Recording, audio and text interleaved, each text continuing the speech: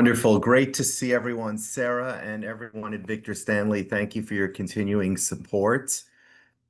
This is actually our fourth webinar on the topic of demonstration grounds. And although this only started in the spring, it's a topic that has become quite central to us as a public.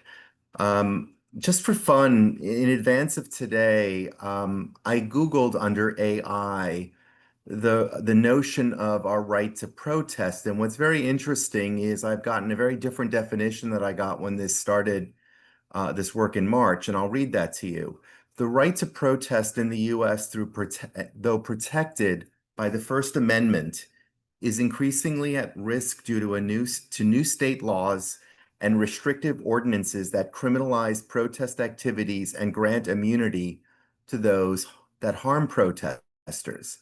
The next thing I did is I Googled public protests and demonstration for the last 30 days, and I found a new web feature that's been launched by the ACLU, which was fascinating. It is in both English and Spanish, and it's titled Protesters' Rights. And it notes in the opening salvo, the First Amendment protects your right to assemble and express your views through protest. It also includes a drop-down menu that's a bit of a kit of parts, if you will, under the following categories. I'm organizing a protest. I'm attending a protest. I want to take pictures or shoot video at a protest. I was stopped by the police while protesting. And finally, I want to share this information on social media, which I hope you will do with today's webinar. I would be remiss as part of this opening not to give a quote by Jimmy Kimmel, who was quoted just a couple of months ago regarding the Los Angeles protests, noting that protesting is not only our right as Americans, it's our responsibility.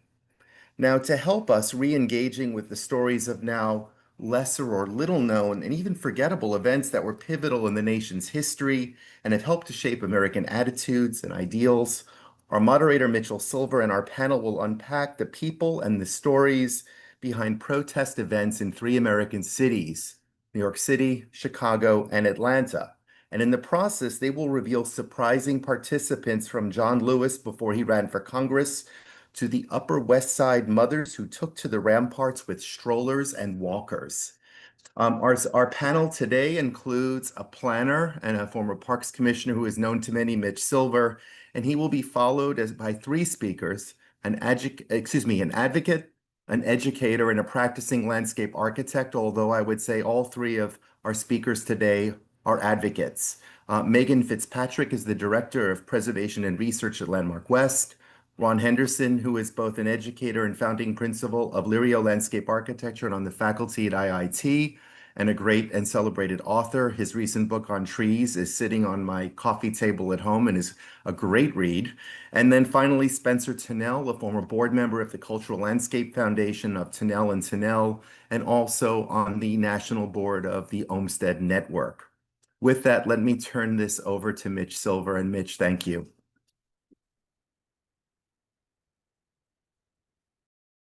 Thank you so much. I was just taking myself off of mute. And let me just find my presentation and I will begin.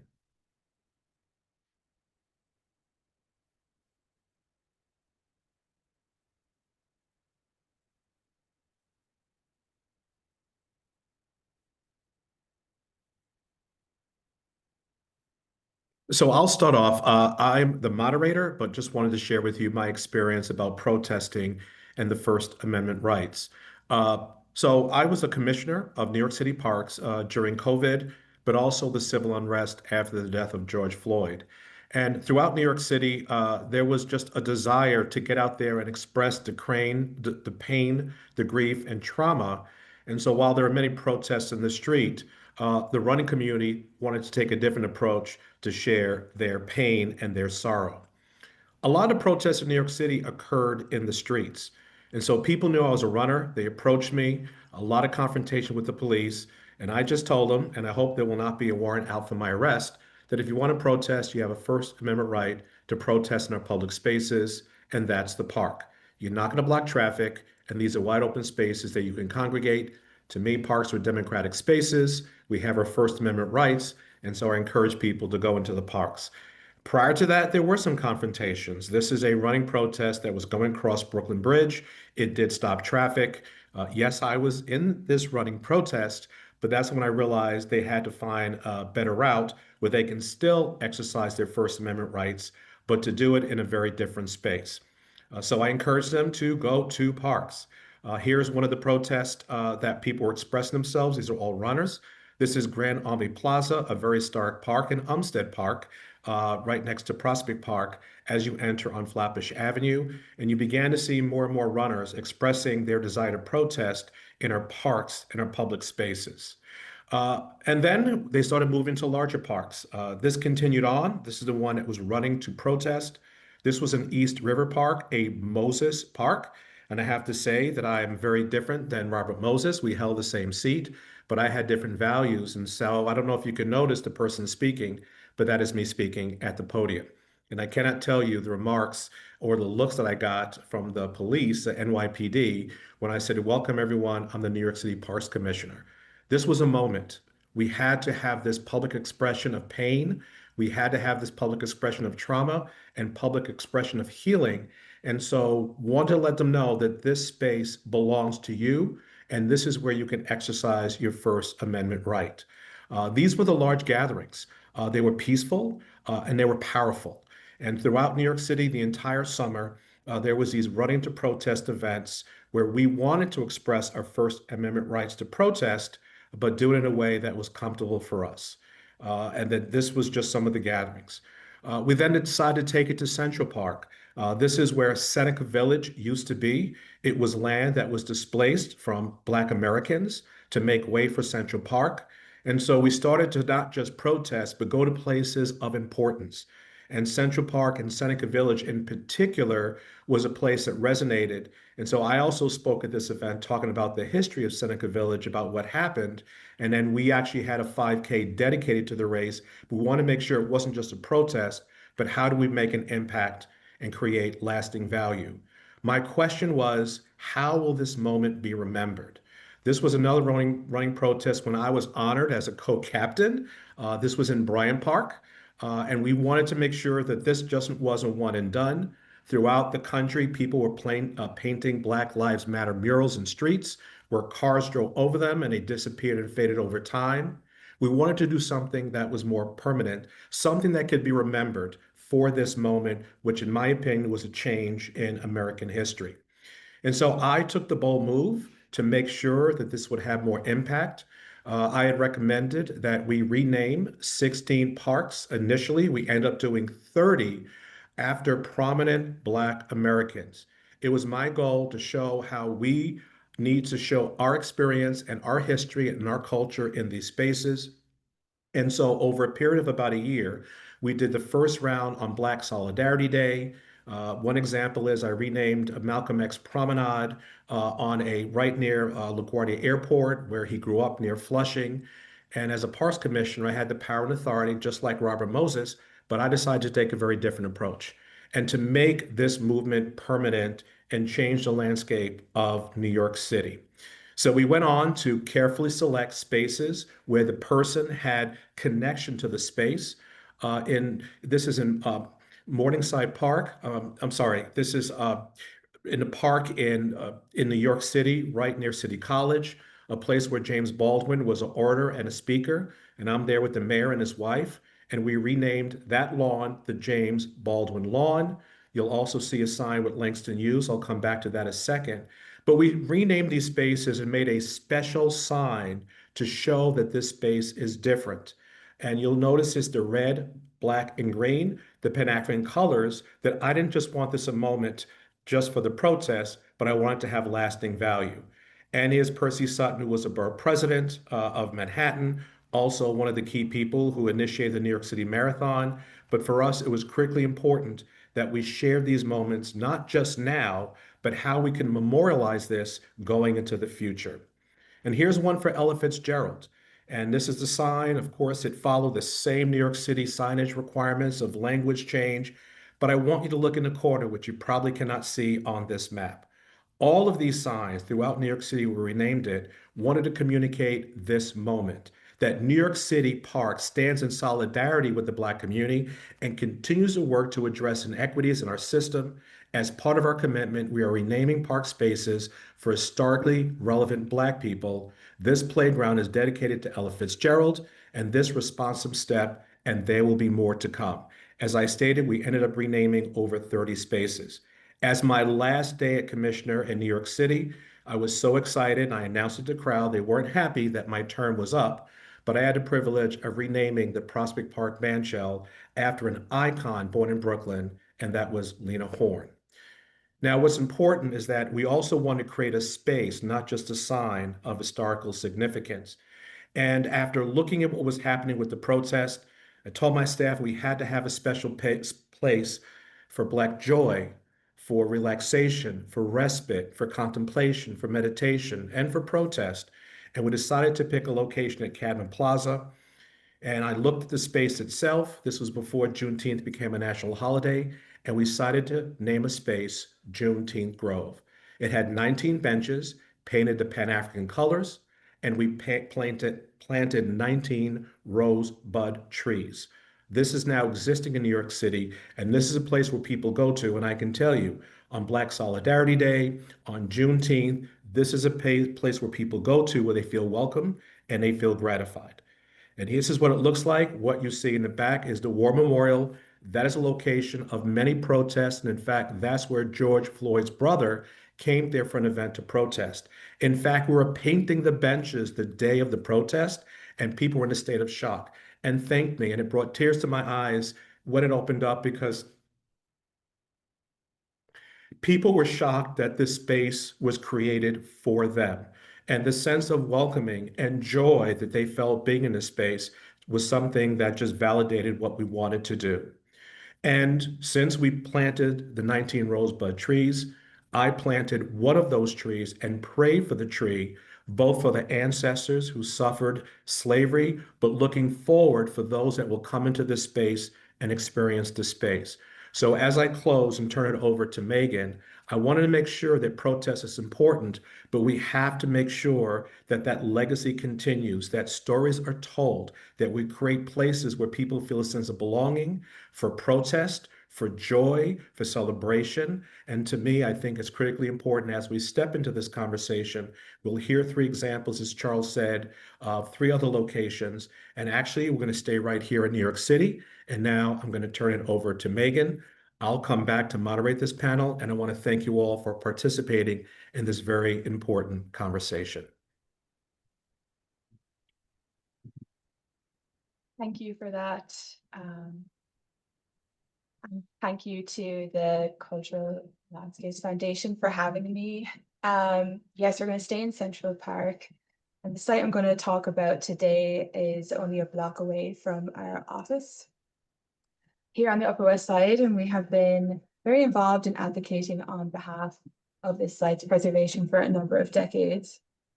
Founded in 1985, our organization, Landmark West, set out on a mission to preserve the built environment and cultural heritage of the Upper West Side of Manhattan in an era of increased development combined with the deterioration of historic resources. Over the course of our 4-decade-long history, we have contributed to the protection of nearly a third of the Upper West Side. We don't just focus on the older buildings featured here in the bottom two pictures, row houses and wedding cake style apartment buildings. Our work also focuses on modern architecture, parks, green landscapes, and public and semi-public works of art, all aspects that make a complete cultural landscape with entrenched intangible heritage. Nowadays, our work is holistic, and we focus on research and documentation and understanding our neighborhood's heritage through site-based history and cultural resource surveys. A lot of our work has involved organizing and documenting public demonstrations against the destruction of our historic neighborhoods, parks, established communities, and access to public amenities. This is an image of our founder at a demonstration in 1988 in the early years of Landmark West. For decades, the public has voiced their opinion on the streets, parks, playgrounds, and public plazas of the Upper West Side. In 1958, residents of nearby neighbors of San Juan Hill a former neighborhood in the now named Lincoln Square district, picketed the site that would become Lincoln Center and Fordham University, first as plans for so-called slum clearance would see the displacement of a majority Black and Brown community in the name of culture and urban renewal. You can read more about that on her website that we're very proud of. There's also been many protests in Central Park. In June 1970, the first Pride March, which was a demonstration in itself, ended with a sit-in demonstration called a Gay Inn in Sheep's Meadow. And in 1987, the Municipal Arts Society organized a demonstration in the park that utilized a parade of Black umbrellas to stand against the increased construction of super talls that casted shadows onto Central Park. Central Park, marbled as a masterpiece in landscape architecture, was created as a public asset for a rapidly growing city. Designed by Frederick Law Olmsted and Calvert Vaux, it was intended to be a place where all people from all walks of life could find physical, spiritual relief from the pressures of urban industrial society. There is a history of New Yorkers protesting the privatization attempts of Central Park. There was initial frustration at the encroachment of two private museums and their later expansions in the park, these being the Met Museum and the Natural History Museum, of course. And in 1901, Manhattan Parks Commissioner at the time, George C. Clausen, licensed Oscar Spate to rent chairs in the park for a nickel each. It was met with immediate protests. While New Yorkers balked at paying a nickel to sit on a park bench, they eagerly spent money on amusement districts like Coney Island, reflecting a growing desire for organized recreation that soon extended into Central Park. This shift, in conjunction with the onset of the Depression, ushered in a new era of purpose-built facilities for recreation, including playgrounds. Mayor LaGuardia put Parks Commissioner Robert Moses at the helm of this initiative that would fundamentally change the park. The addition of playgrounds was well debated. Preservationist Richard Welling saw parks and playgrounds as eternal enemies. Some argued that all structural intrusions came at the expense of the needs of other park users. However, parents and children welcomed the play spaces.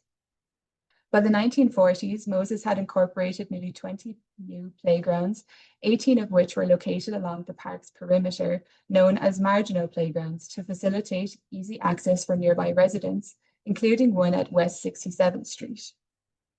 Though created as play spaces, these playgrounds were minimalist, sterile, and sparsely furnished with little play equipment and paved foundations.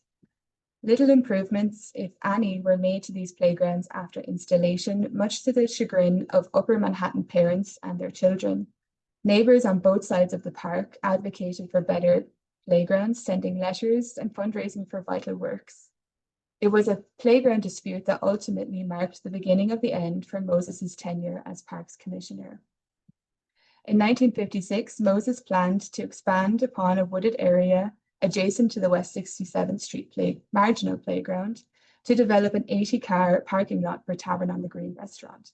You can see Tavern on the Green in the top left of this image with an already existing parking lot. This wooded area had been used by local parents and children as an unofficial playground due to growing issues, including the entrance to the marginal playground being inaccessible to strollers and limited and outdated equipment. With letters and other forms of objection falling on deaf ears, on April 17, 1956, more than 50 Upper West Side mothers, children, small dogs, and several outraged babies in carriages marched into Central Park to defend the wooded play area against a bulldozer and a willful Robert Moses. Their frustrations didn't stop at the destruction of their play area, however. They were also ignited by the illegal felling of trees for urban infrastructure and the concessions made for a private company using majority taxpayer money. A coalition of mothers staged a week-long sit-down protest, setting up folding chairs on the site with others stationed within shouting distance in nearby playground to the north that could be thrown into battle in an instant. The mothers gained support from 1,400 neighbors who signed a petition, and the demonstration was heavily covered in the newspapers and referred to as the Battle of Central Park.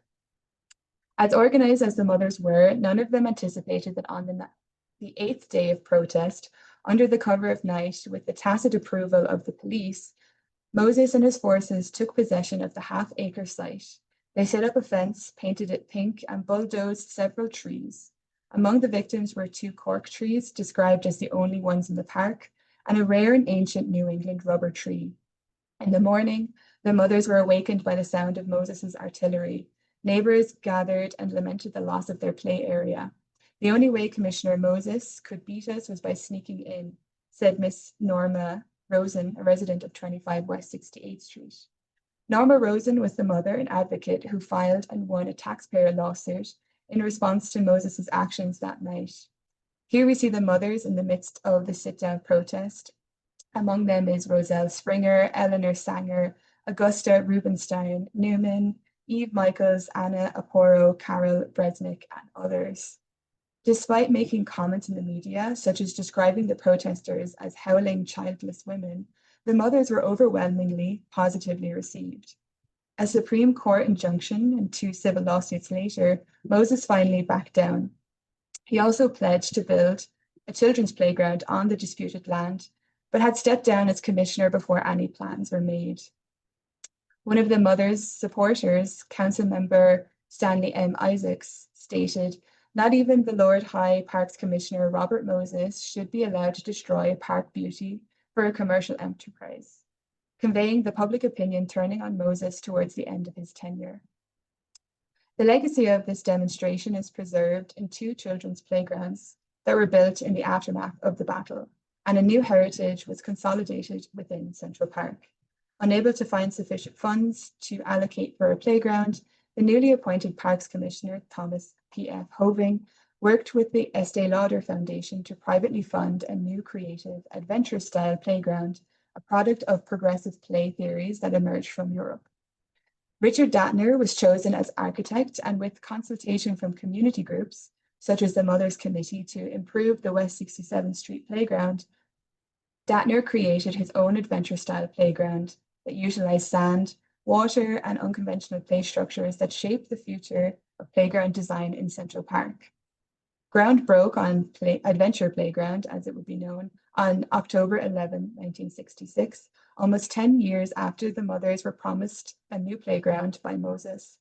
The novel Adventure Playground at 67th Street was one of the first of 6 adventure playgrounds that were constructed in the 60s and 70s by Dattner and M. Paul Friedberg. An additional playground, Tarr-Coyne Tots Playground, was built on the site of the 1956 protest 2 years later in 1968. Renovations to both playgrounds were conducted in the 80s and 90s, largely to make the sites more accessible, but also to implement modern safety features. Making Dattner's designs adhere to modern safety guidelines proved difficult, and features were altered and a new safety surface was introduced. But the Adventure Playground aesthetics still remain. The Adventure Playground was reconstructed again in 2015. The legacy of Richard Dattner is preserved on our YouTube channel with an interview that we conducted with him in 2010, which you can all visit and hear more about the history of this site. And that concludes my presentation. Thank you so much, Megan. All I can say is leadership matters. And I always compare myself to be the anti-Robert Moses, but it's a great story, and I actually was there when they recreated the Adventure Playground. Thank you so much. And now we're going to turn to Ron as our next presenter to talk about Grand Park in Chicago. Great. Hello, everyone. Yes, so Ron Henderson, professor of landscape architecture and urbanism at Illinois Institute of Technology. These are 2 images that the Cultural Landscape Foundation was able to find that are pretty remarkable. And so I want to thank everyone at TCLF for not only their advocacy, but also for their scholarship. That's coming from a professor. It's really valuable for us all as landscape architects to have the rigor that that this team brings to their understanding of history. These are images sent to the Olmsted brothers by the National Park Service of the newly constructed John Logan Memorial. Logan was a Civil War hero, although a little bit of through his work or through his actions in the Mexican-American War and his alliances with Stephen Douglas make his, bring challenges to his character. But here's the monument built in Grant Park along South Michigan Avenue. This was perhaps intended to be a temporary monument, and it was intended to be perhaps the mausoleum for Logan and his wife, who were ultimately buried in Washington, D.C. I think what's remarkable here is the creation of this kind of topographic pedestal for the work. It's a very unusual solution. So in the shot in the flat Chicago plain, this is I think it's around 28 or 30 feet high. I mean, it's among one of the highest points in downtown Chicago. So this anomaly of constructing an earthen pedestal for the sculpture establishes a landscape around it that didn't exist before. Next slide. And then this is the Olmsted Brothers plan from 1903 with the location of the monument circled in green. So this is just a little bit of history. The park, which we now know as Grant Park, was allocated in 1844, kind of known then as Lake Park. And it pretty much just encompassed the line of spaces along Michigan Avenue. At that point, Michigan Avenue was the lakefront.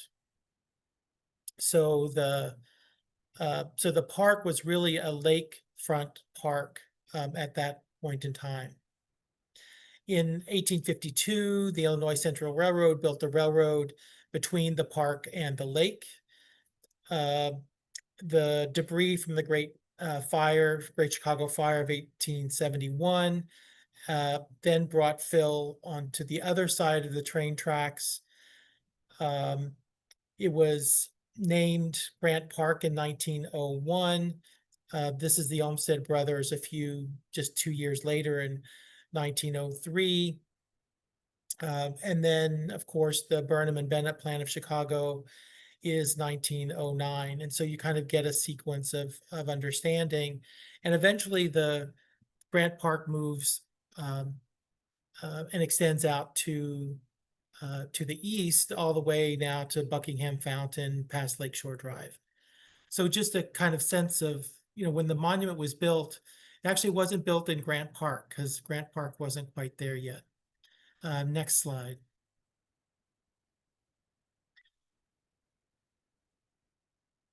So this is about 1910. And I mean, even for me, this is just remarkable to see. That's Michigan Avenue on the right. What is then by now Grant Park, and you can see the monument sitting in the park. When it was constructed, it was probably notably the most significant monument along the lakefront. Then you can also see the train tracks to the east. My speculation is that the mound was built, or the hillock was built, so that people would be able to look out over the train tracks to see the lake from the monument. I have no basis of saying that other than would be a pretty interesting and smart idea. Next slide. For this discussion, we jump ahead 64 years, a generation. And this is the monument on August 28th in 1968, when a group of protesters protesting the Vietnam War assembled on the hill and atop the hill and atop the equestrian statue, because the Democratic National Convention was being held in Chicago, and the convention hotel was just a couple of blocks north of this site. This is one of those protest sites that probably is significant for about a week of its life, but a very important week. In Chicago now, protests don't happen here. They happen in other places. But for 1 week, this became significant, and it became the clearest locus for identifying and documenting the anti-Vietnam War protests during the National Convention, the Democratic National Convention. You know, the work itself is pretty remarkable. The figure is by Augustus Saint-Gaudens. The horse is by Alexander Phimister Proctor, who was well known for his ability to model animals. The base is Stanford White's, right? So Mitchell and everyone, the New Yorkers were coming here too. And Frederick Law Olmsted was a consultant, as well as Daniel Burnham, Annette Johnson, and Mary Lawrence Tinetti, kind of working on the ground to give the New Yorkers to help manage the project more locally. Next slide. The police came to disrupt and disperse the protesters, including pulling people off of the equestrian statue. There's a remarkable collection of photographs by Peter Bullock at the Chicago History Museum, dozens and dozens of photographs that are very, very powerful. Next slide.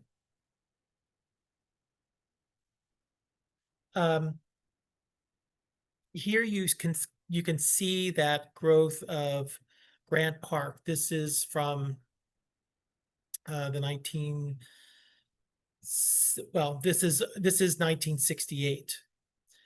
So you get a sense of the park then, that really along Michigan Avenue, there is this one thin band of park, almost a linear park, that then there's the lake park on the other side of the railroad tracks.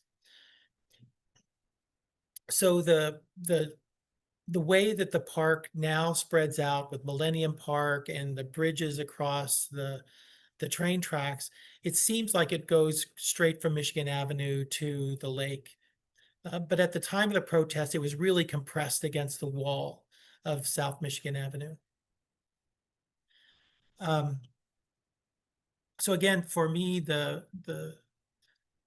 protests took advantage of a landscape construction, this small hillock, and maybe unlike some protest sites, it had its kind of singular week or moment of commemoration. And be of interest to continue to think about how the residue of protests are repeated on the same sites on some locations, but here established only in a 1-week period. Thank you. Thank you so much, Ron. And now we're going to move south to the state of Georgia and the city of Atlanta to talk about Druid Hills. Spencer, now turning it over to you.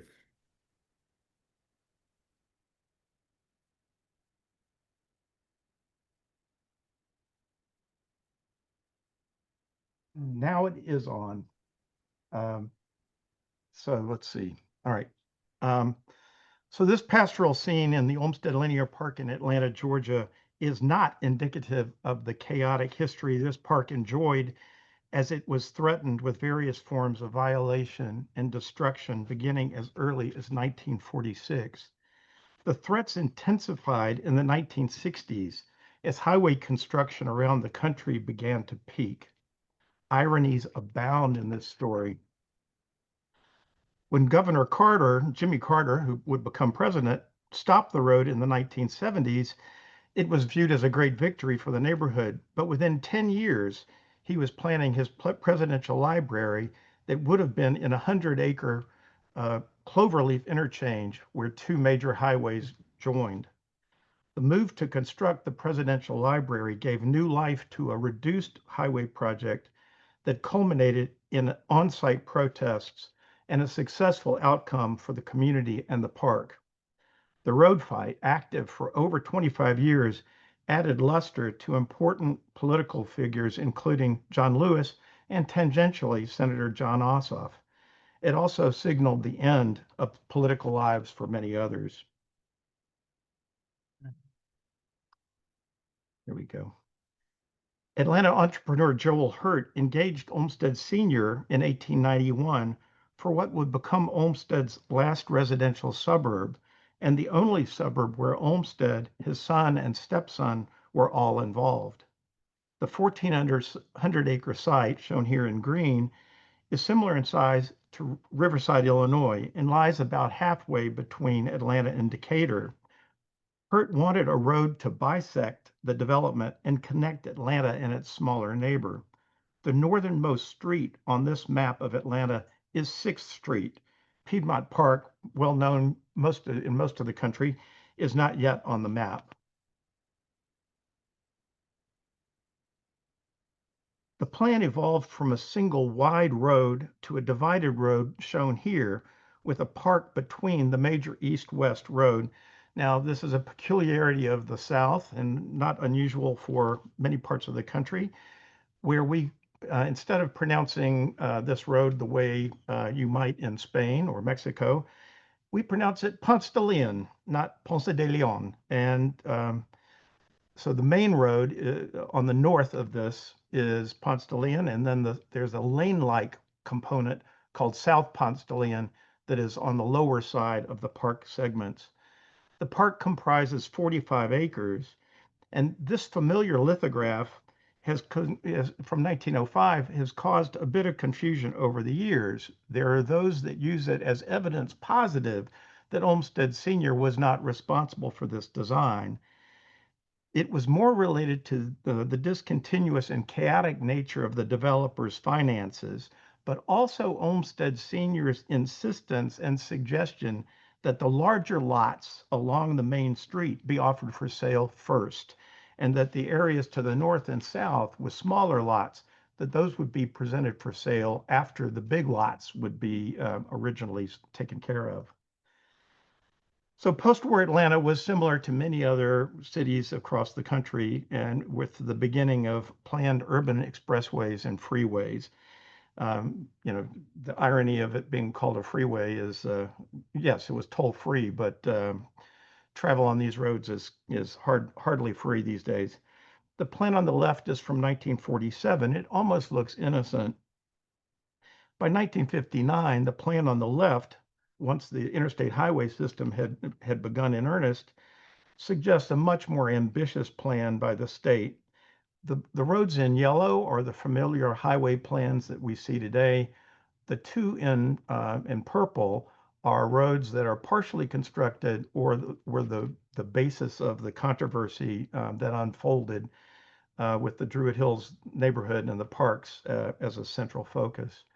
The circles here, the historic core of Atlanta, and these images are the same size as they were on the image I showed of the Olmsted, from the Olmsted Brothers plan. There's a small green circle in the right-hand image, and that is the location of the Jimmy Carter Library. By 1968, the Stone Mountain Freeway, as it was called, coming in from the east, was proposed eviscerating Deep Dean Park, shown in green. This is about a 25-acre park, and it was an old growth, remains an old growth forest.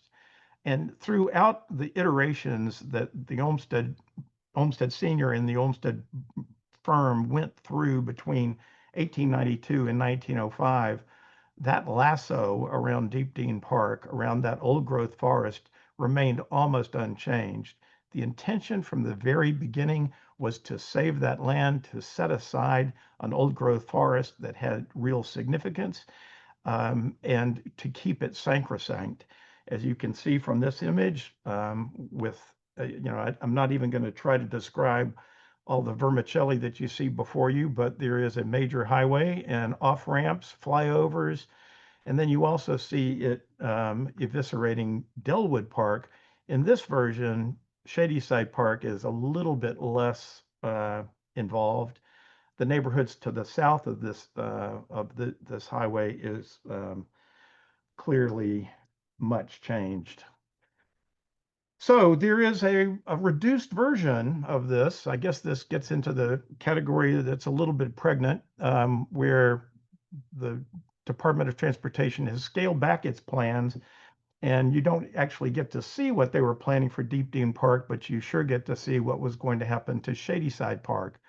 So the orange, or the expanded roadway heading south and west to connect to a stub that had already been built. The neighborhood south of the park, some of the land had already been condemned and houses demolished, and it was very, very clear to all what the ultimate outcome was going to be. In this version, on Shadyside Park, South Ponce de Leon would end in a cul-de-sac. Fairview Road would disconnect from Ponce de Leon. There's a lot to hate in this scheme, and I don't have enough time to go into it all. I've got a list. So the ties to Olmsted and the environmental impact on the park and the parkways, all of which had been listed in the National Register of Historic Places in the nick of time, you might say, had a great deal to do with the preservation of these parks. And there were, the highway advocates claimed at one point, especially because of the limited nature of that 1905 plan, that Olmsted, and they claimed he was a draft dodger in the Civil War, that he was not the designer of any of this. The scholarship into the son and stepson was only beginning, but it was through the combined efforts of 9 neighborhoods. It truly was in part the aggressive nature of GDOT's plans that impaled 9 neighborhoods, that they all had one thing in common, which is to fight against this road. So the organization was Citizens Against Unnecessary Thoroughfares in Our Neighborhoods. So caution. And that combined effort is what really led to this road being stopped. Skip one. Over 250 people came to protest in Delwood Park and heard John Lewis speak. Lewis, of course, was well known with his association with Martin Luther King Jr., Bloody Sunday, the March on Washington, and his time as a city councilman for the city of Atlanta. New legislation had been passed in the state of Georgia to allow for the condemnation of public land. Previously, it was illegal. It was also revealed that City Council President Marvin Arrington had not disclosed his own financial role as a subcontractor who would personally benefit when the award for this construction project had been, once it had been built. Lewis had trailed Julian Bond in his run for the House, but John Lewis won largely because of his support for the neighborhood. Interestingly enough, John Ossoff went to school across the street from part of the Olmsted Park, and it was his father who helped write the consent decree that stopped GDOT ultimately and led to a compromise. I think that's about where I need to stop. Thank you so much, Spencer. Let me first, before we start, thank Charles for his opening, Megan, Ron, and Spencer for your presentation. I'm gonna just ask you a few questions of the panelists. There is a Q&A box. If you have a question, I'll be monitoring it. And as I'm asking the panelists questions, I'll see if I can take your question and ask the panelists as well. So again, this is for all the panelists. I'll just pick Megan first and just go through how you presented to answer this first question. So what is it about parks as opposed to other civic spaces that make them such a powerful and symbolic stages for protest?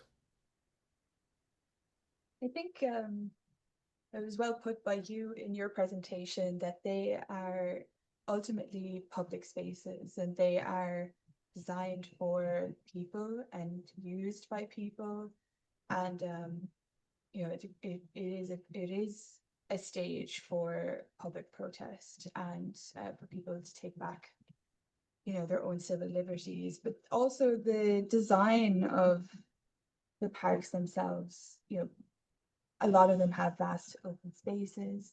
Even with the Battle of Central Park, even though it was April, you know, it was a small wooded area, so it had shelter for the mothers to sit under. So even something as simple as that makes them perfect venues for, or welcomed venues for public protests.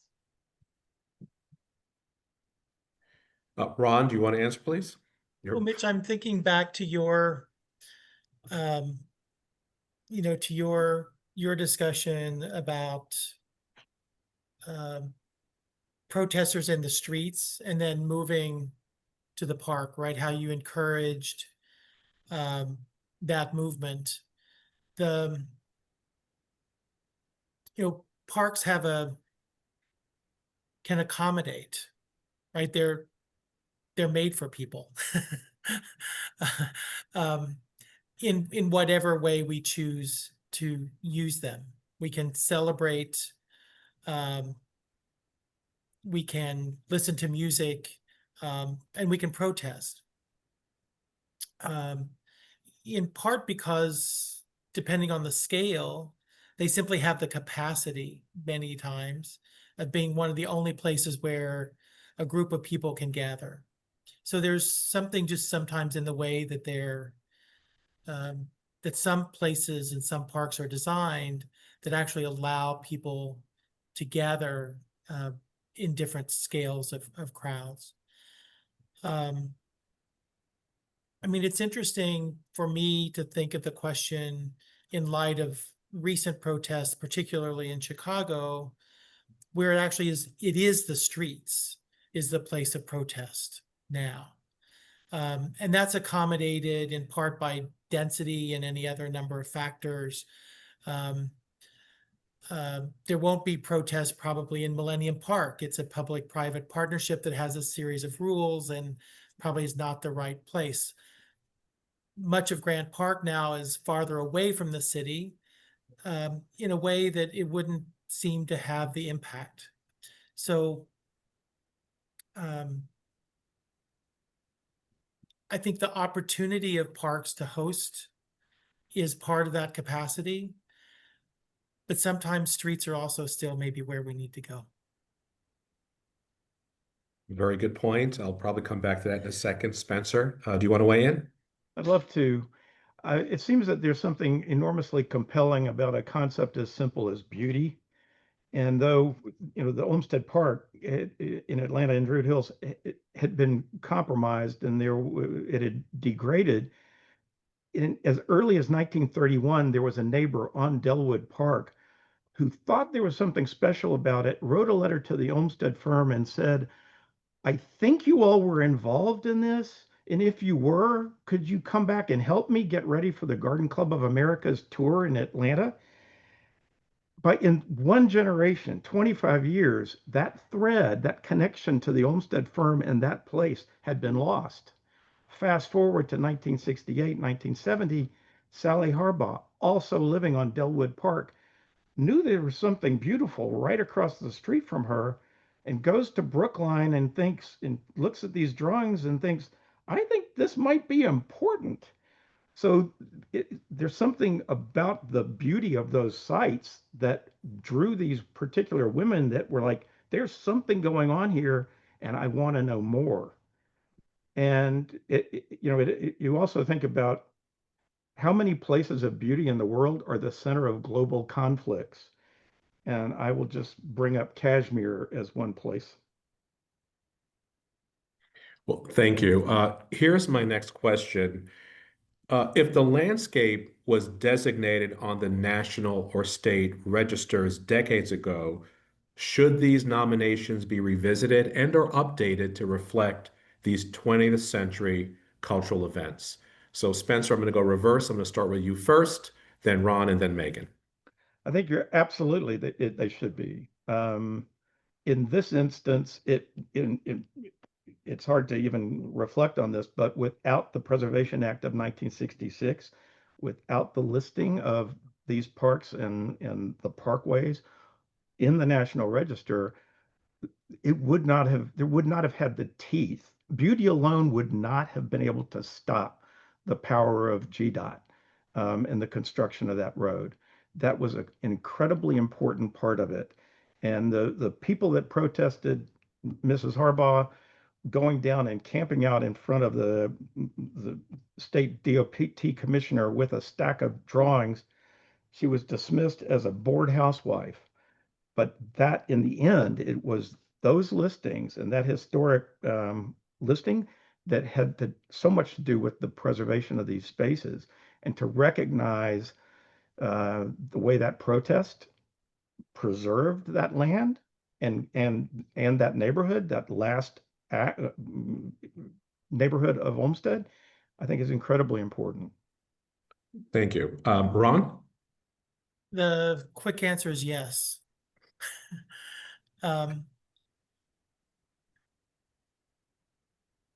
In part because we don't even know what the future histories are going to be that are going to be significant, and they need voices and documentation and need to be included as well as some of the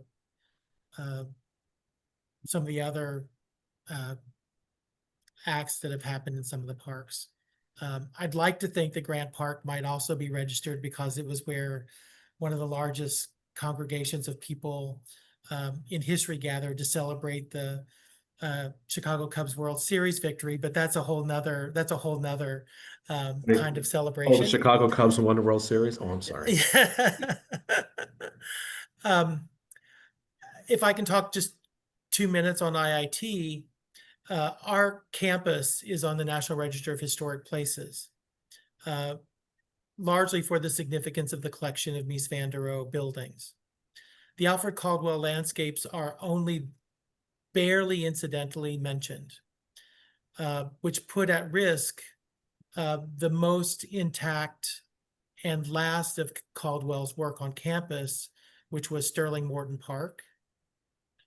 You may know Morton Salt, but actually the grandfather was a founder of Arbor Day. The son founded the Morton Arboretum in Chicago. The grandson was an IIT trustee for whom Caldwell designed a park in the early 1980s that was destroyed in 2015 and 2016 for the construction of a new building.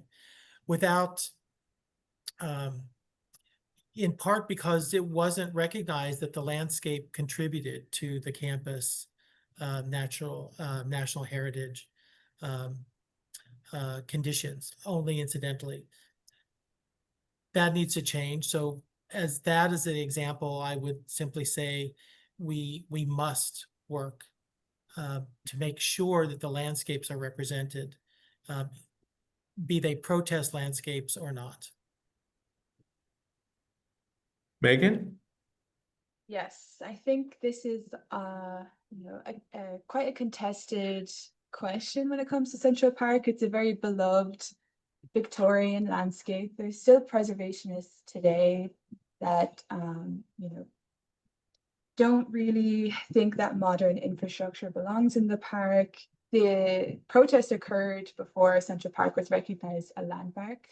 The park was listed on the National Register of Historic Places in 1966, and then designated a scenic landmark in New York City in 1974. And I think in both designation reports, the modern infrastructure, even the marginal playgrounds that were constructed from 1926 onwards, barely get a mention. And that is infrastructure that exists in the park after designation, or while it was being, the designation report was being written.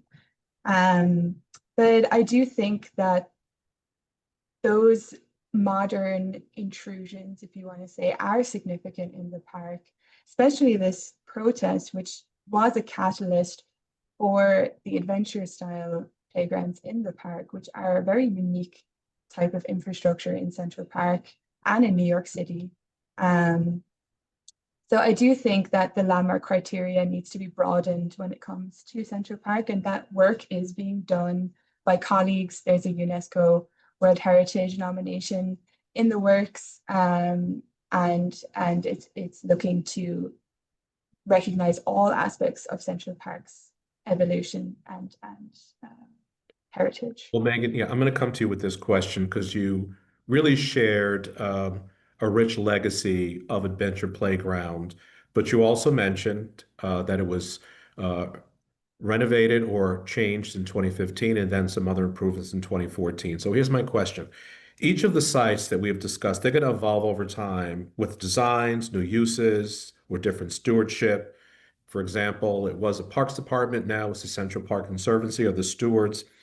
How do you balance protecting the protest legacy with accommodating contemporary park needs and uses within these cultural landscapes?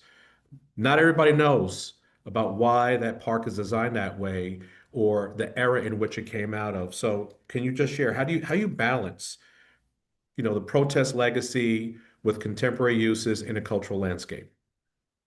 Yeah, I think the key to balancing it is there's obviously a lot of stakeholders, even in the 50s and the 60s. Even before that, preservationists said, I don't want playgrounds, I don't want band shells, I don't want whatever in the park.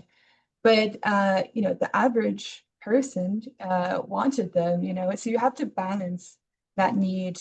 And the park, a huge park that is Central Park, has a lot of different park users with a lot of different needs. I think the key is listening to all stakeholders and trying to strike a balance between all of those needs and making some concessions. And then also having active community advocacy. Our organization has been around for a long time. We were founded, a couple of years after the Conservancy was founded. And we had a predecessor organization too that was all focused on various Upper West Side preservation, parks, buildings, advocacy, all of this. So I think that the preservation of those community groups and all of the different stakeholders coming together and making compromise, but are listening to each other is key to striking that balance for a contemporary park that has a lot of different needs. Well, I'm going to pivot to Ron with a different question. Here's my question. What can we be doing to raise the visibility and value of these events that took place in these cultural landscapes to ensure that they're not forgotten? Yeah, this comes back to the understanding that this really was about a week of significance that's now 65 years old or something like that. If you look at the information that's available and you read about the Logan Monument, you're going to get in Wikipedia, you're going to get on the Chicago Park District website, you're going to get a mention, just a short, maybe one paragraph, two or three lines mention. But if you encounter the monument as a visitor, there is no real evidence. I'm not the person that likes to put text everywhere to tell us what we're supposed to be seeing. I wish that we could feel it in our hearts and feel it, through the design of spaces. But in this case, I think there would be value in some kind of a representation, words or images at the site that would also help people understand the other significance. The Logan Monument, like all the monuments and sculptures in Chicago, were part of the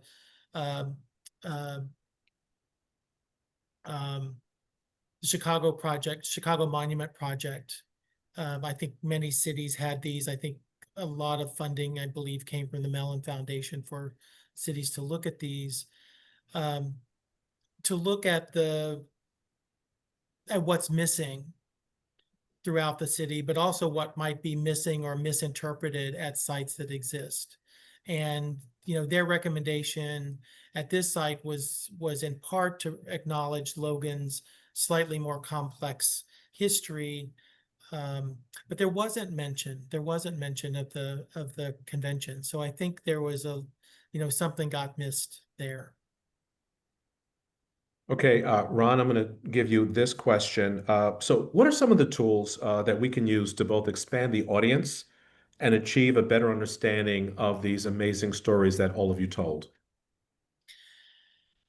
I'm a big believer in That one was to Spencer. I'm so sorry. Oh, sorry. Okay. I'm happy to defer that to Spencer. Good luck with that one, Oh, Spencer. darn it. I was like, I thought I dodged the bullet. We get into, is it programs in schools? Is it addition to websites? Is it, I don't think that it's creating monuments in this space in particular.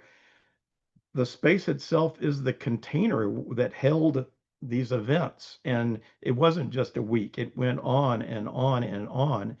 So I think it's figuring out a way to, just as these parks became sort of the flashpoint in the battle of these 9 neighborhoods, and really the larger city benefited from it too.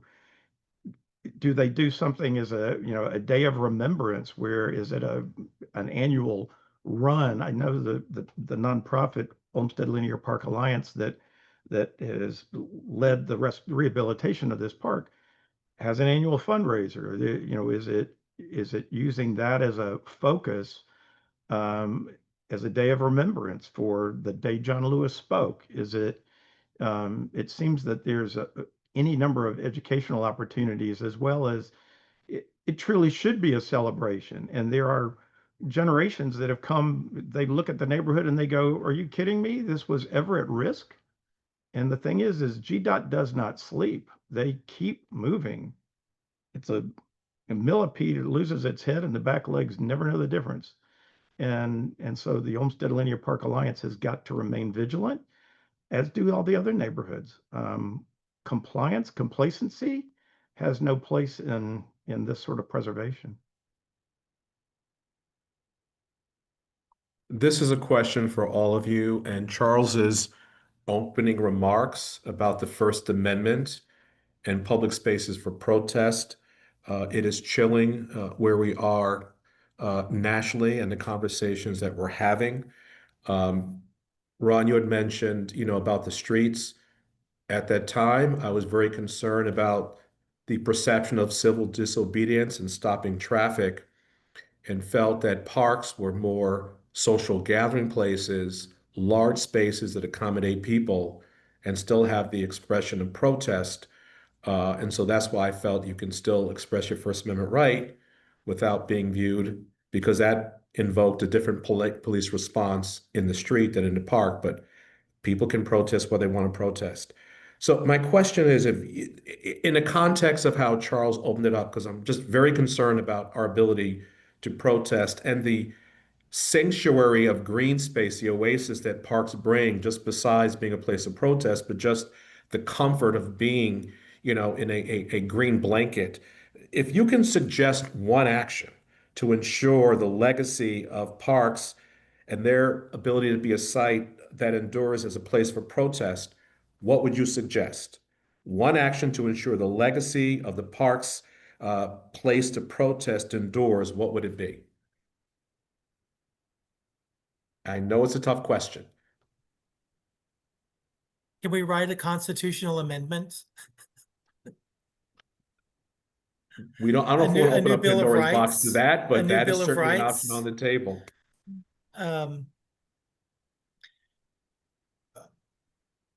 I mean, words are powerful. And again, here in Chicago, the simple phrase "forever free and clear" has had incredible power to try and protect and conserve and value the public space along the lakefront. Sometimes maybe we think that words are a little elusive or can be lost. But the carefully timed, carefully framed words can perhaps make a difference, as they really have here. I mean, it's been an incredible rallying cry for over a century to conserve the lakefront. Charles, I will give you the liberty to weigh in on this one. Being firsthand and watching it, these being peaceful to allow people, because for a lot of people, it wasn't just protesting, it was a way of dealing with trauma and a healing process. And they found comfort in being in park spaces and the way the women fought on the West Side for this cherished green space. So, Charles, I don't know if you want to weigh in, and then I'll see if anybody else wants to weigh in. But this is the essence of our democracy, and parks are intertwined. It's in the center very often of this. So, Charles, you want to weigh in on that question? Well, I think one of the things there's two things. And I think first, in terms of this prior question, I just want to sort of echo Ron's earlier comments about ownership mattering, because when these things move to quasi-public relationships, there's a level of control that's exerted over the way in which the space is used. And I think as we negotiate a way forward as a way to look at public-private partnerships, which I applaud, I think we still have to keep in mind free and open access to the public realm for certain types of activities. Second, I want to just say that I think that we have an opportunity with landscapes in particular when we're looking at living connective tissue that connects us to place. I mean, when I looked at all of the examples that we saw today, all of these places have trees that served as witnesses to those events that are in the photographs. And whether it's the smaller flowering trees in Chicago, which are going to have a shorter lifespan, reaching the end of their death, and why perhaps genetic propagation is going to be important there, or the larger trees perhaps that were being felled, and there still are the witnesses to the survivors, the sycamores along the Ponce de Leon Boulevard, as well as larger trees that were not felled at Tavern on the Green. Those are beacons and possible storytellers. And then finally, I do think we have to move away from this notion of plop and drop text and sign panels, as well as just engaging with a local artist in the community. There's a lot of really innovative ways to commemorate. Mitch, you mentioned Juneteenth, and I think about the kind of events that happen, for example, there in Leimert Park, another landscape designed by the Olmsted brothers in Los Angeles, or for that matter, the kinds of gatherings that have happened in places like Lahaina, post the horrific events that took place there to commemorate the lives of those lost.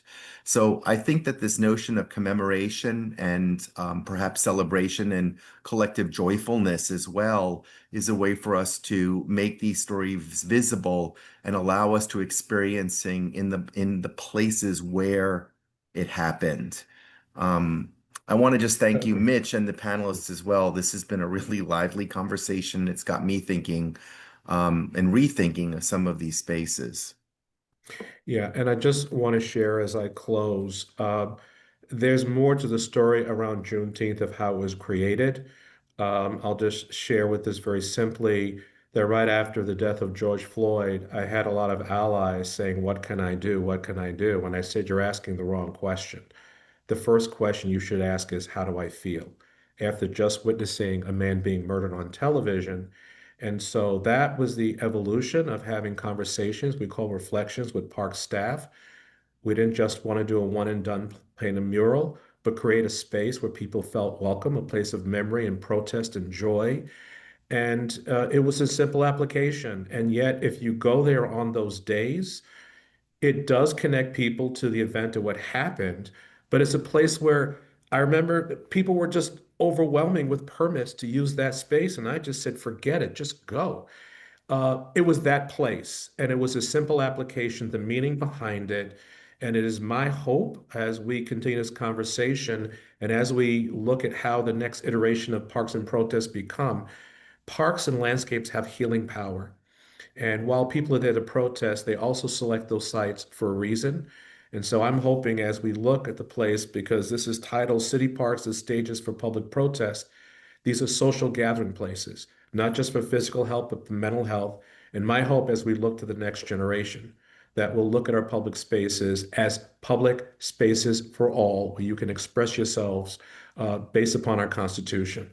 So unless anybody has any other closing remarks, does anybody have any remarks before we close? We're about 2 minutes. I did not see any questions. I kept looking. If our panelist doesn't have any, I'll turn it over, I guess, to Charles to close us out. Just raise your hand if the panelists have another comment. If not, Charles, thank you so much for No, the I'll opportunity. thank you, Mitch, and I'll turn it back to Sarah. I also want to just put in a plug that we're having another webinar looking at Alcatraz and the red protests that happened there. It's an incredible roster of speakers, and maybe Sarah can sort of put in a plug for that one as Yeah, well. I was just gonna put the link for that so people can register for next week, and it's coming up quick. So I just posted it in the chat, and then we posted the quiz link numerous times in the chat. So if people still need access to that, please contact us at learning@victorstanley.com. That's it for me, but thank you to everyone for attending. Thank you so much for to the panelists. Great. Thank you all.